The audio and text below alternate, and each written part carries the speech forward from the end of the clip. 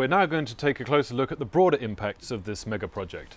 Chinese Premier Li Peng, the driving force behind the Three Gorges Dam, has said the key to the project's success or failure is its resettlement program. The fate of the unprecedented numbers of people who will have to be moved out of the reservoir area is a key concern about the project, and not just within China. Mrs. Lu may not have many more potato crops to harvest in her family fields close by the Yangtze.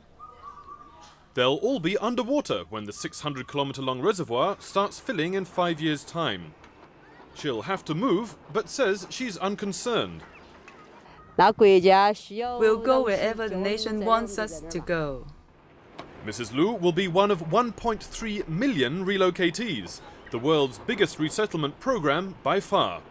Reason enough for concern, say some. The history of population relocation programs, especially to make way for dams around the world, has been fraught with controversy. It is highly susceptible to giving rise to various sorts of human rights violations. The likelihood of things going wrong is extremely high. The potential for social turmoil if resettlement goes wrong is underlined by its sheer scale. When the reservoir fills, this clock tower will become an island, and this bridge will only just clear the water. So where will all the people go? Officials aren't ruling out the possibility that some may move to remote, underpopulated areas like Xinjiang or the northeast. But they say the vast majority of riverside communities, like Wushan, will simply move uphill. This town of 60,000 will disappear completely when the reservoir starts to fill in 2003.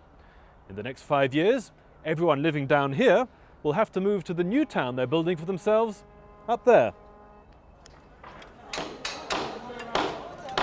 New houses, new factories, new roads. The construction frenzy is all part of the project's developmental relocation policy. Giving the local economy such a boost, people will want to move.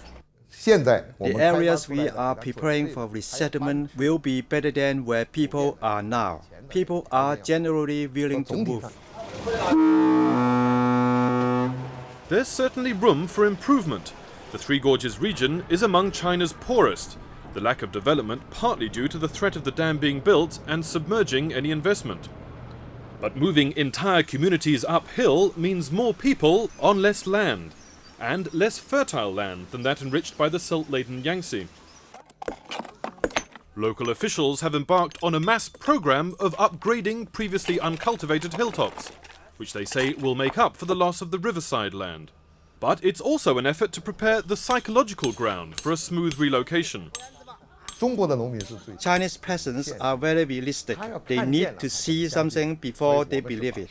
So we have to give them something to see. But in the end, those living below the reservoir level have no choice but to move.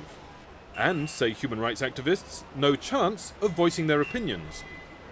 There is no apparent room being allowed by the government for representative groups from among these million-plus relocatees to express their concerns, to negotiate terms of compensation, where they're to be moved to, and so forth.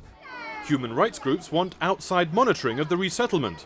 China hasn't agreed, but says it has nothing to hide.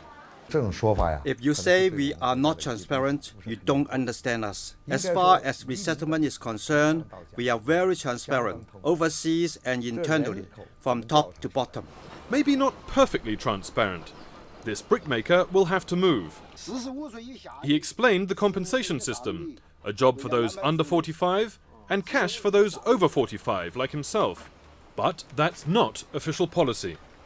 Resettlement is another version of a familiar debate. What critics see as a human rights issue, Beijing sees in terms of economic development.